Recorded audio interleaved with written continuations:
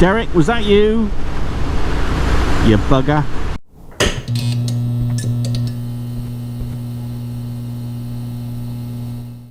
Why, hello. Guten Tag, wie geht's? Impressed? No, neither am I. How the devil are we all? Very good, I hope. Well, I think I've got some fine-tuning to do on the intercom settings. It was very quiet to hear stuff, so I bumped the volume up and all was good until about 3 minutes ago when I had an incoming call which nearly blew my eardrums out. I don't know who it was, because in my startled, confused, deer in the headlights ringing in the ears, I didn't answer it in time. Derek, was that you? You bugger. Anyway, it's Easter Sunday and the sun is still out.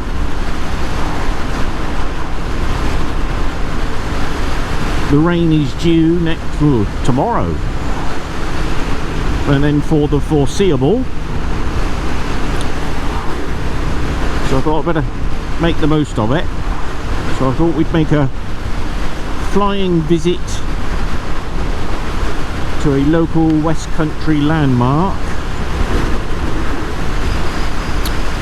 And I thought it was only fair that I brought you along.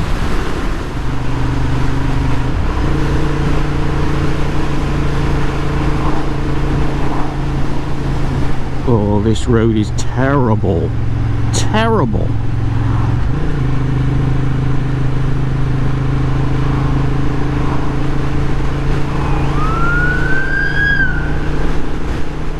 Well, I see poor old Nick from the Silver Fox Travels is suffering at the hands of some dubious Royal Enfield quality concerns.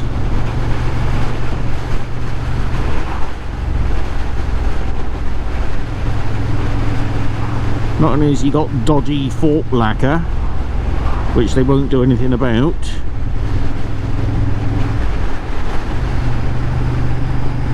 but it cut out on him whilst my floor nearly cut out. It made a horrible bloody noise. I'm hoping a lot of that was just microphone distortion as it dropped out of gear and he was revving it, but I hope he can get it sorted.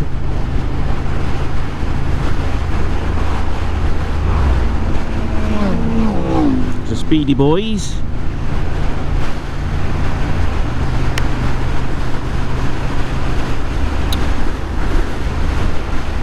But yeah, they do make compelling bikes, Royal Enfield.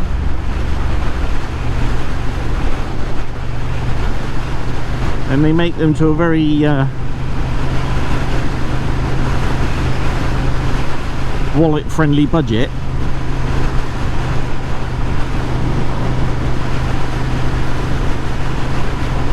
I just wonder what their overall quality is. I don't know. Well, I hope you heard that, because I certainly heard that. Must turn it down a notch, I think.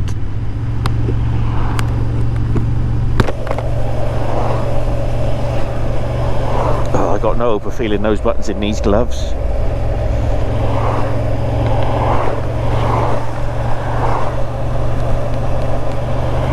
I don't know, I've pressed something. 1 minute to undestruct. It went boop boop. Spoke with Derek last night. His Beamer's looking absolutely immaculate. Gave it a deep clean. And of course he's showering it with gifts.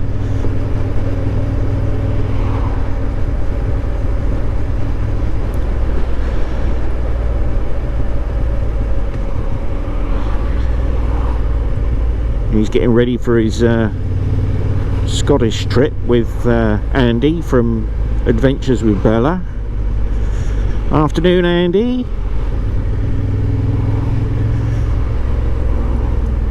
I'll tell you what, he puts out some content, doesn't he?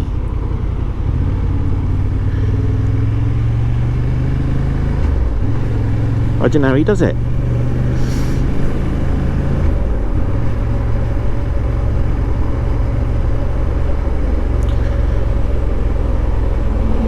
Now this was the Babycham factory, and for years the Babycham used to be up on the roof. I always used to look at it when we used to come to Bristol.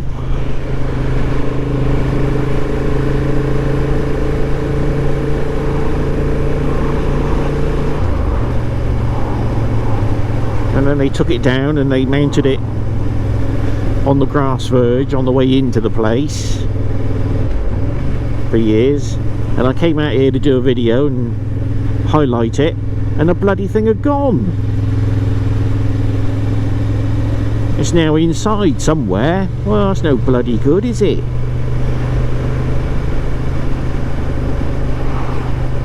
Used to be the highlight of my trip to Bristol when we used to go up to see aunt and uncle. I'd look out the window. Oh, there he is. Give him a wave.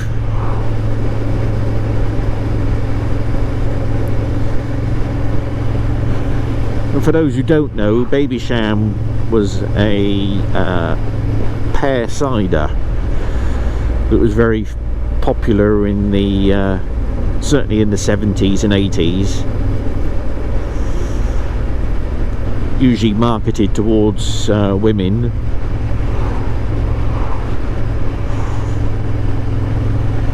And the logo for it was a little fawn.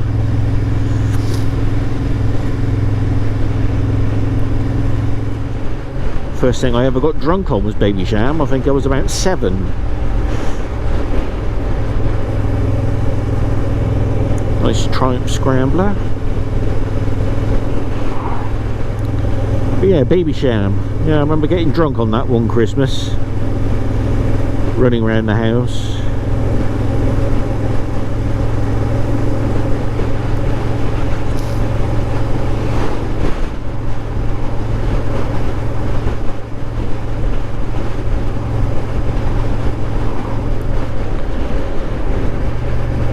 And then I was a teetotaler for a number of years until I was about 12.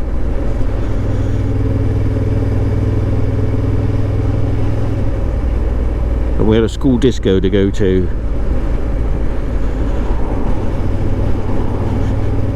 And a friend nicked a load of spirits from his old man. Filled up a number of Panda Pop bottles. I think one of them was martini, gin and orange. Ooh. So naturally we drunk that before going to the school disco.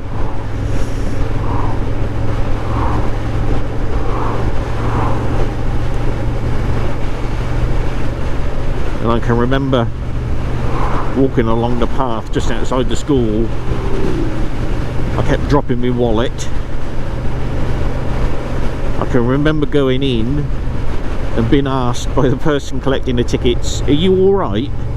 "Yeah, I'm fine." And it all goes a bit blurry. I can remember at one point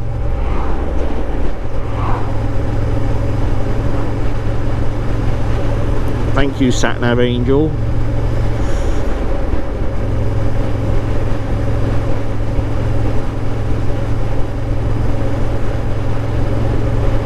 We'll pick up in a moment.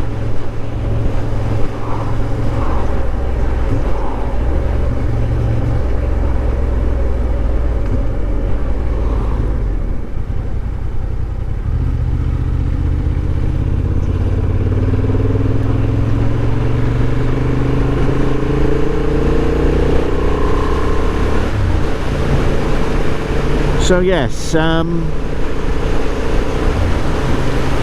can remember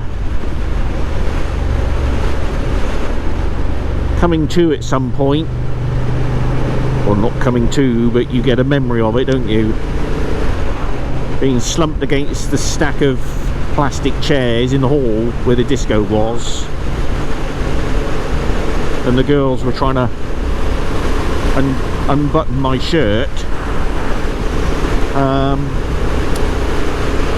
Yeah, and then the next thing I remember is waking up in the morning and thinking,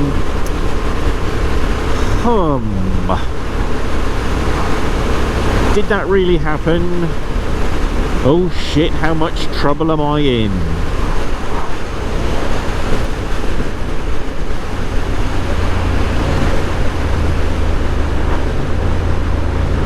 And it turns out that not only had I got into an altercation with a fifth year, I'd also fallen over backwards, cracked my head on the door pillar,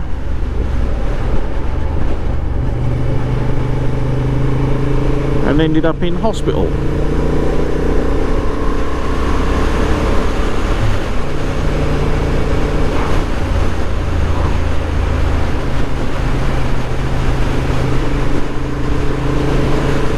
Good days. But to be fair, my dad did give me a lift round my paper round.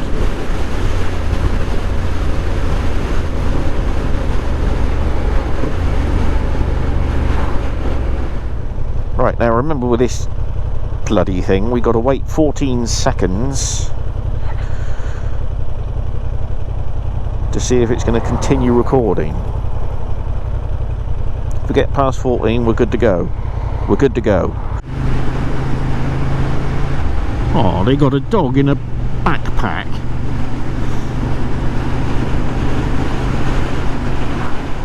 I must continue training mine.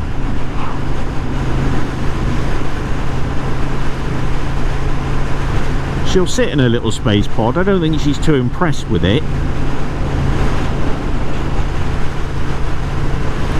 But what I don't know is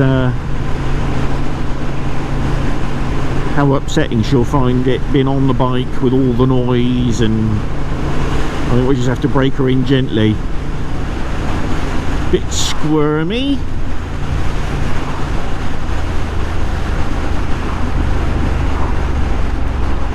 Mind you, there's a night and day difference between road stability on this versus the W800. I'm sure a lot of it's to do with the tyres, but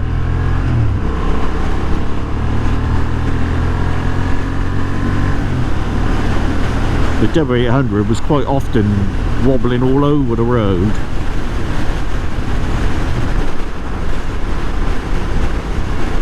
Now I appreciate there's a discernible difference between the two types of bike, but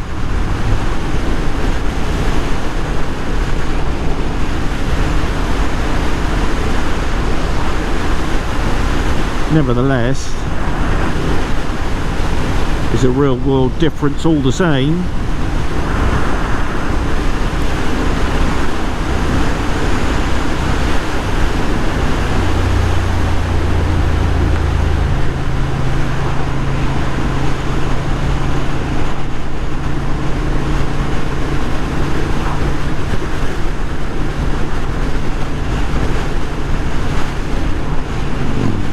Old boy racers meet. Squirmy.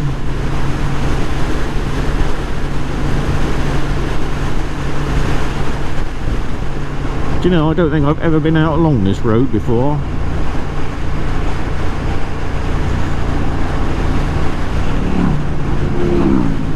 It's obviously popular.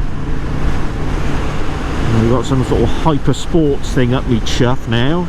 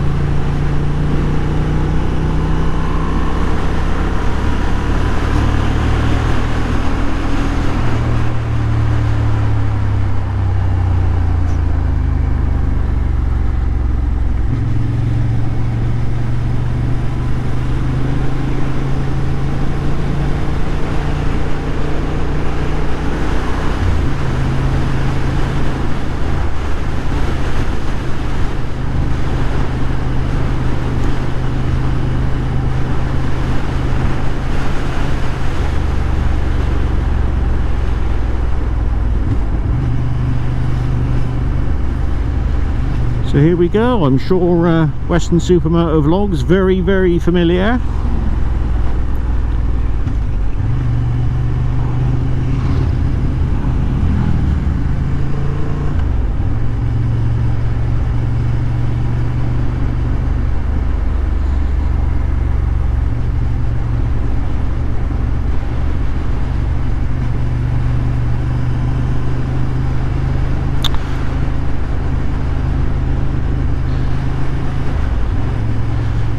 Cheddar Gorge.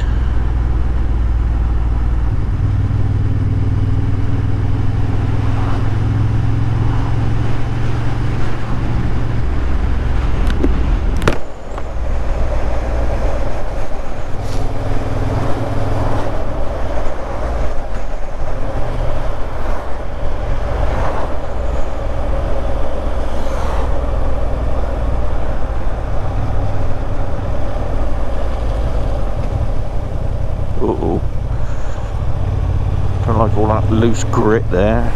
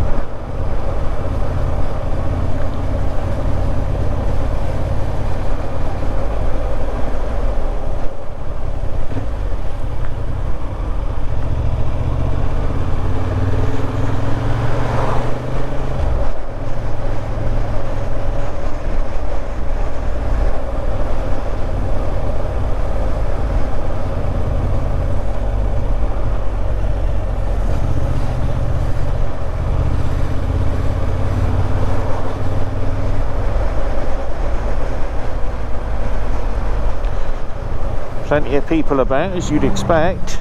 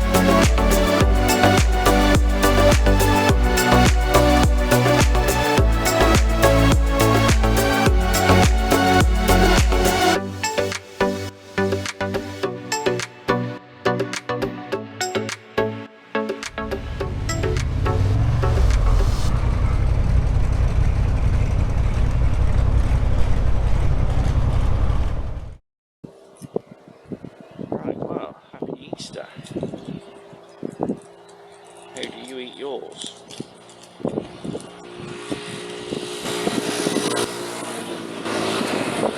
Oh, sticky.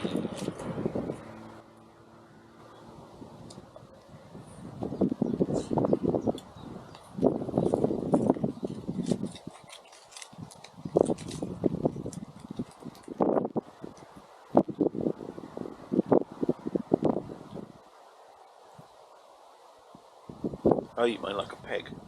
I believe this is the most attractive place I could find to stop.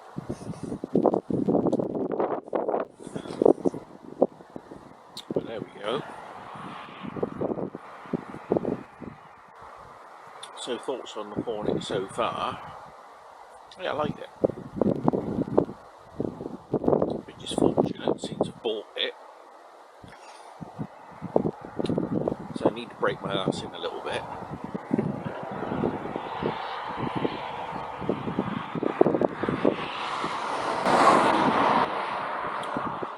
Which was another good reason to come out today.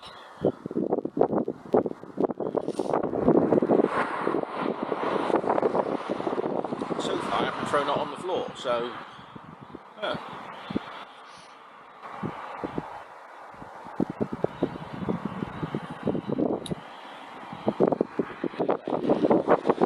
wrap it up there. And we'll